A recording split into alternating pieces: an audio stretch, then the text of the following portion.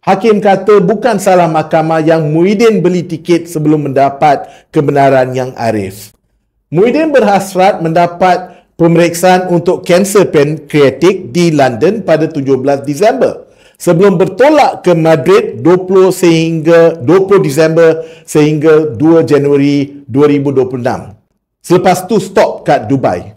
2 hari sahaja dan bukan 6 hari seperti dirancang. Menantu Muhyiddin, Muhammad Adlan Berhan, yang enggan kembali ke Malaysia untuk disiasat, dilaporkan duduk di Timur Tengah. Dubai di Timur Tengah.